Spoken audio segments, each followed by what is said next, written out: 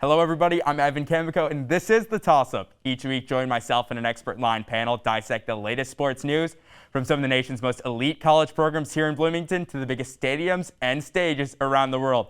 But for the first time in my Toss-Up tenure, we're maskless. This week, we are talking all things Indiana baseball, then Indiana softball. Stick around because we got a great show for you coming up on The Toss-Up.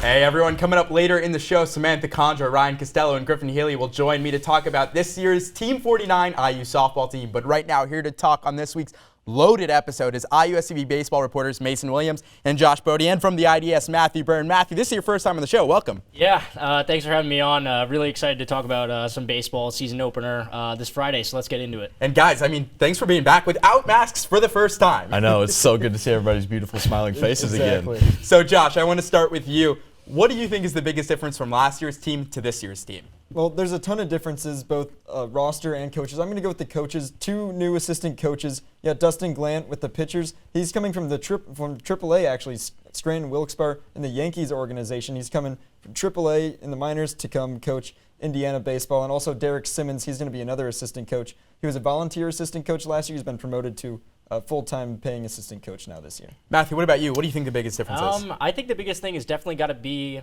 games being played out of conference. You know, last year due to COVID, teams just sort of beat up on each other because they were just playing each other really hard to build a resume for the NCAA March Madness tournament.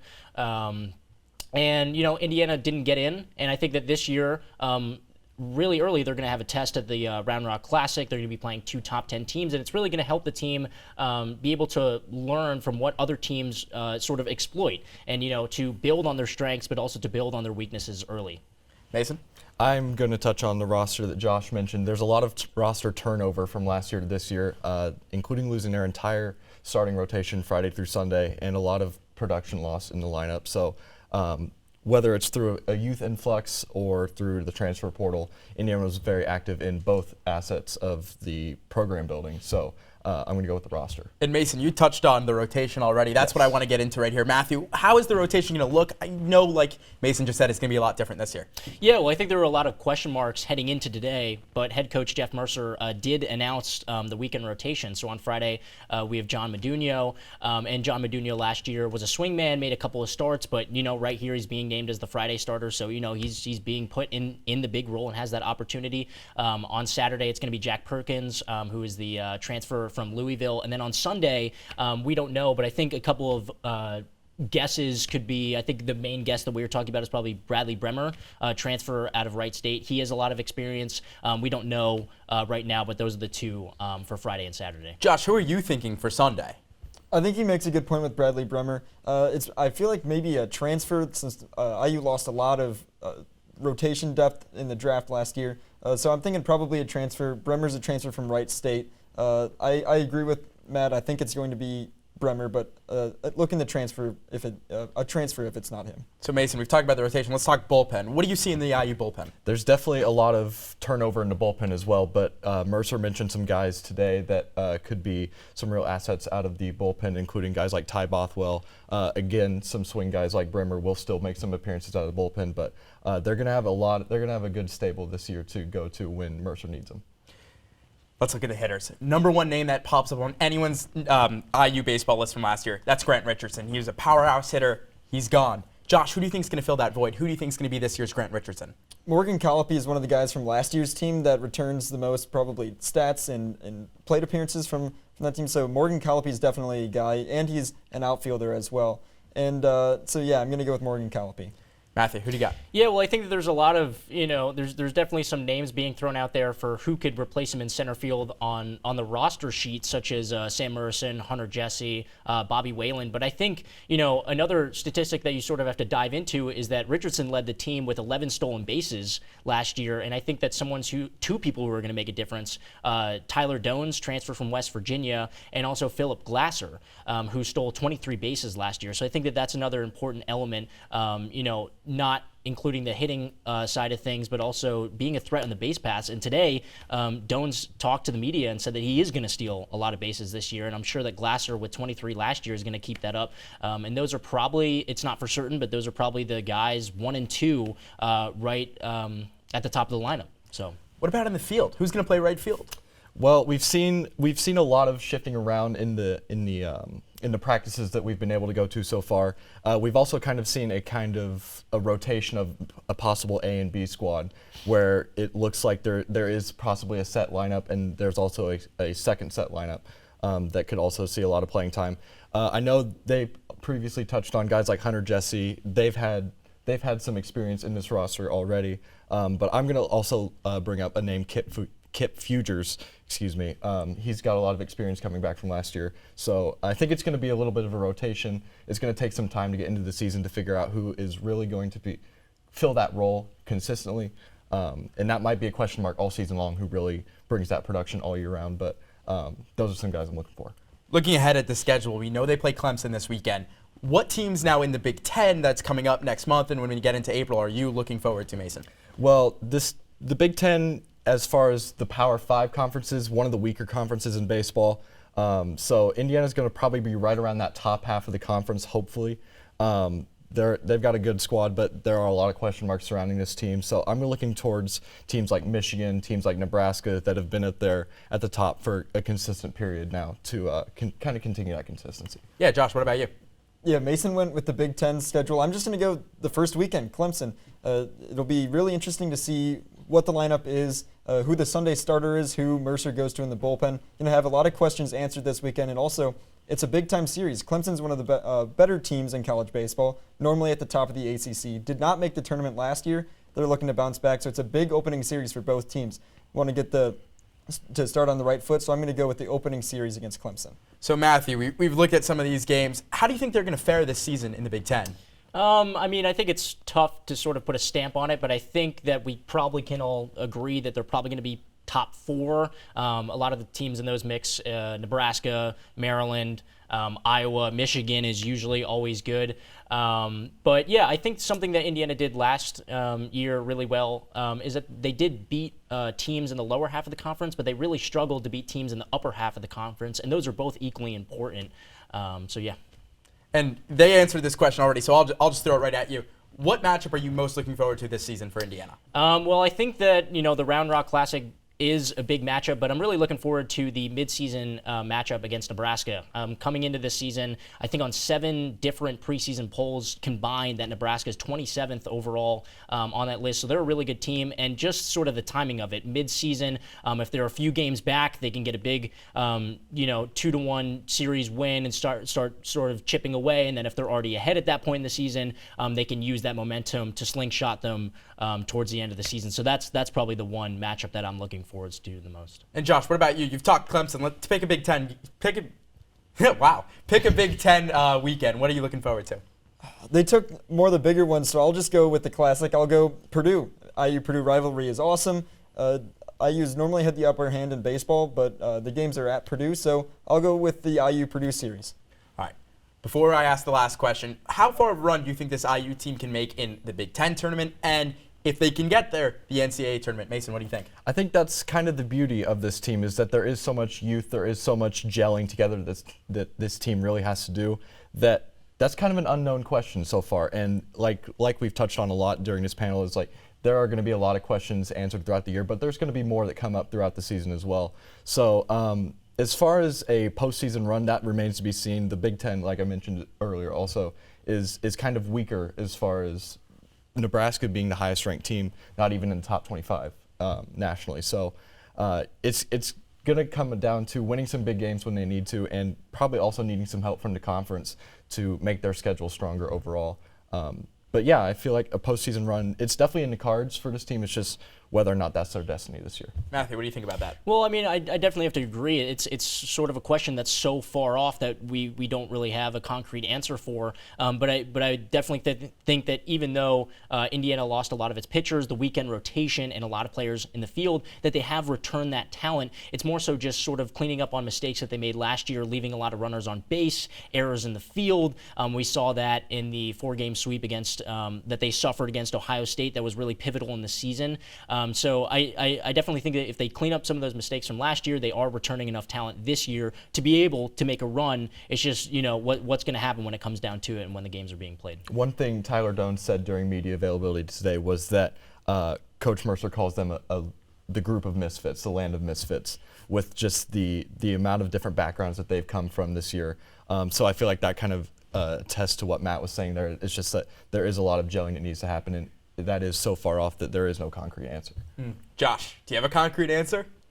I have no concrete answer. There's so many new players, it's really hard to guess. But you mentioned the Big Ten tourney. Depending on how they play in the Big Ten season, it could come down to the Big Ten tournament. They might have to win it in order to get into the NCAA tournament.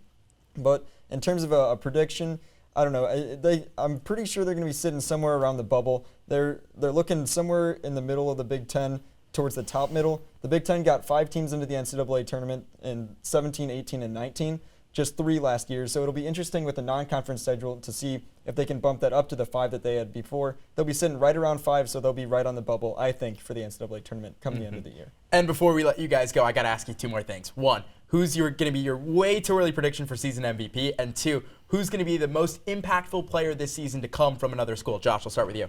From another school, I'll go Tyler Dones. Looks like he's going to be solid defensively for sure at second base. He said he's going to possibly be the leadoff hitter, focus on getting on base. So on-base percentage obviously is a big thing. So I'll go Tyler Dones being able to get on base, play good defense as the impact newcomer. And player of the year, I'll go Morgan Colopy as the most sure returner as player of the year. Matthew?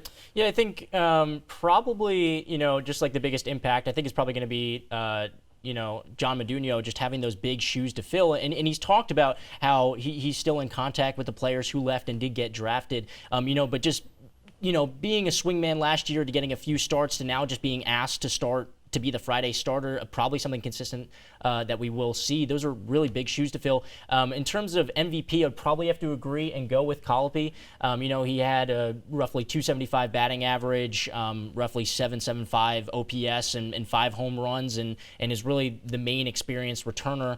So I think that he's probably going to continue that.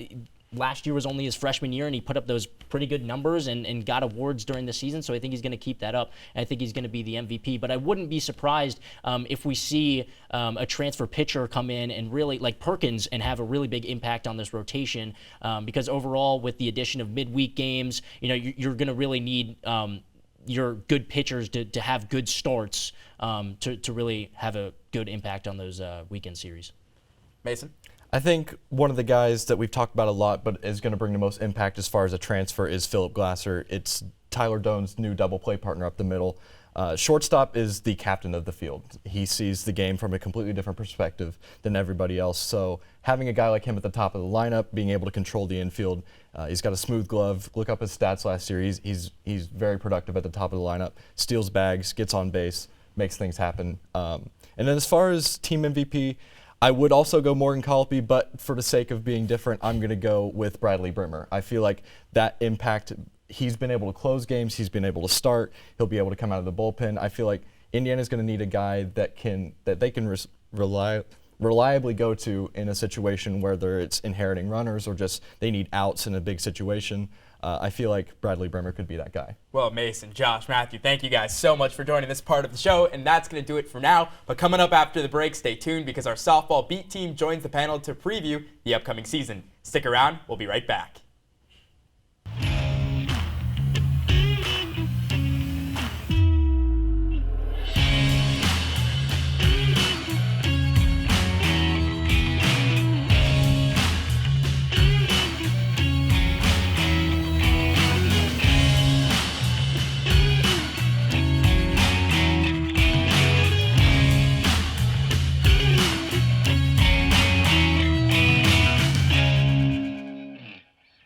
Welcome back. Now joining me to discuss Team 49, aka Indiana softball, is our IUSTV Sports softball reporters Samantha Condra and Ryan Costello, and from the IDS, and a last-minute addition to the panel, Griffin Healy. Griffin, first of all, you're a legend for doing this. We completely messed up, so thank you so much for coming. You're all good. Thank you for having me on the program. All right, Ryan, I'm going to start with you. What is the biggest difference from Team 49 last year and this year? That Gabby Jenkins is no longer on the field, but she's still with the team. She's an assistant coach, and Grayson Radcliffe said that she provides detail that nobody else can see. Samantha.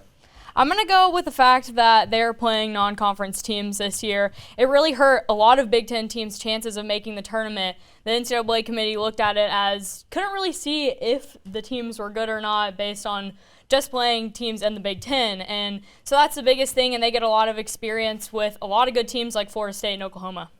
Griffin?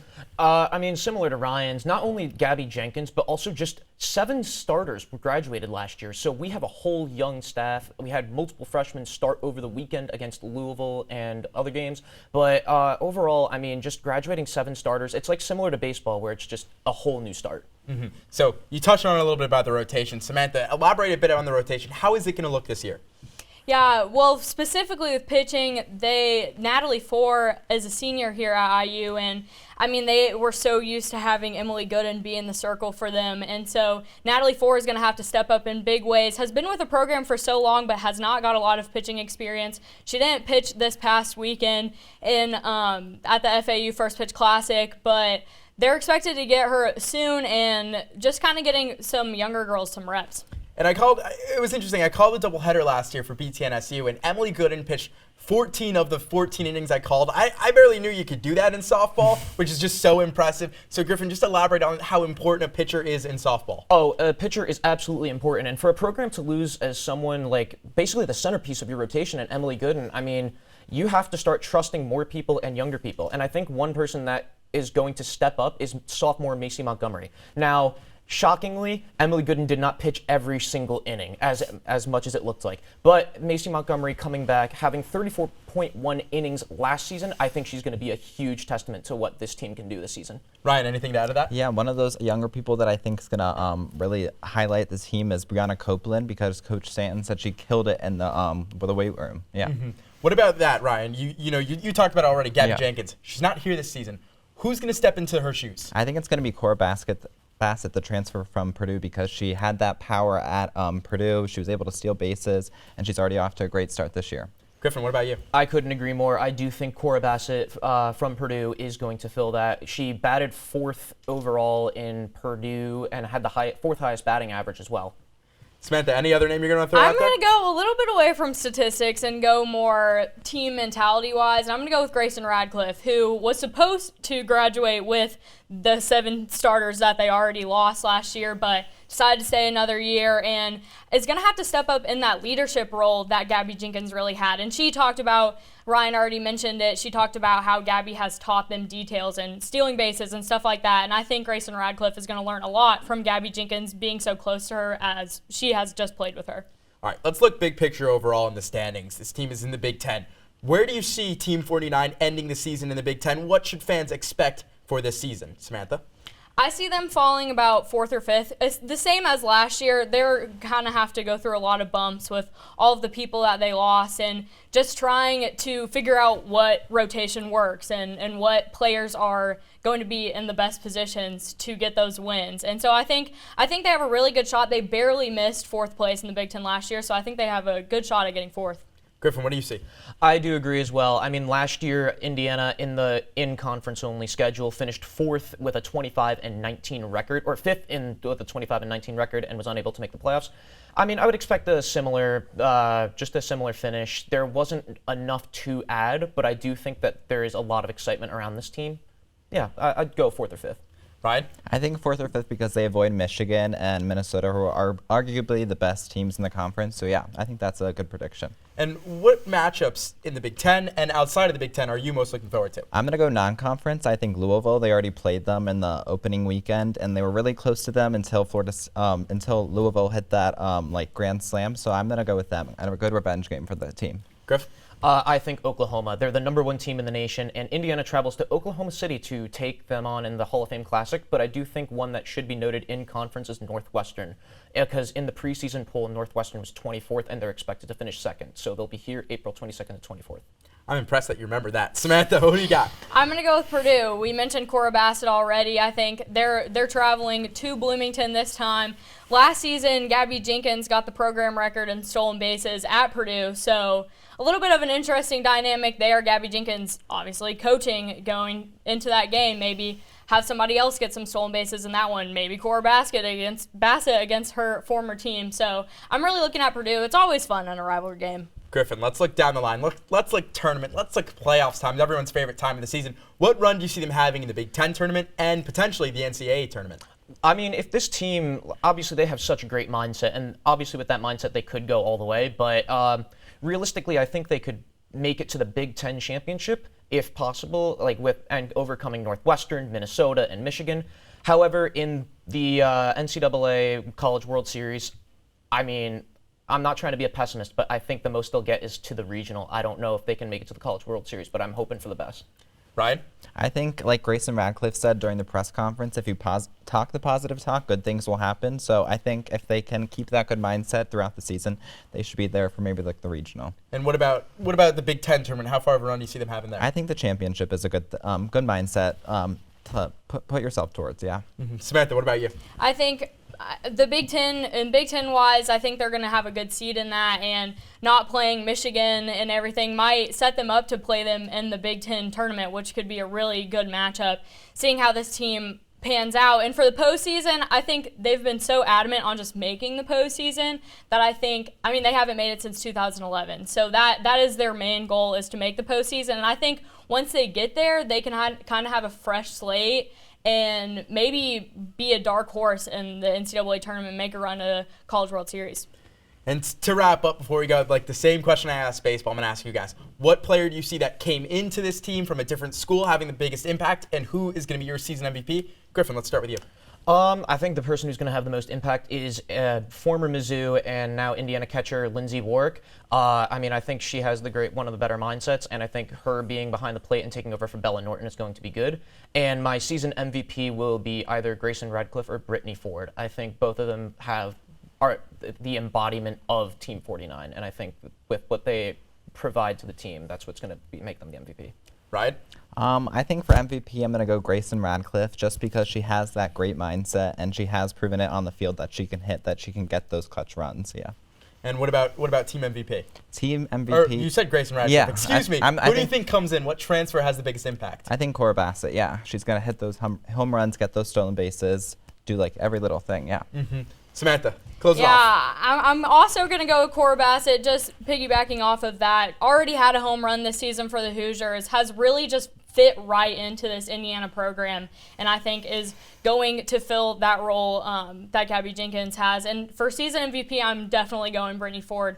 She has the best mindset that I think I've ever seen in an athlete, and had a grand slam against FAU and another home run this weekend. So I think I'm going Brittany Ford. She wants it all this year, and I think she's going to get it. Well, Griffin, Samantha, Ryan, thank you so much for joining the show this week, and that's going to do it. Be sure to continue the discussion and follow along with us on Instagram at IUSTV Sports and on Twitter at IUSTV Sports. With that, there's one thing left to do, so toss it up, find out if we'll catch it, and we'll see you next week.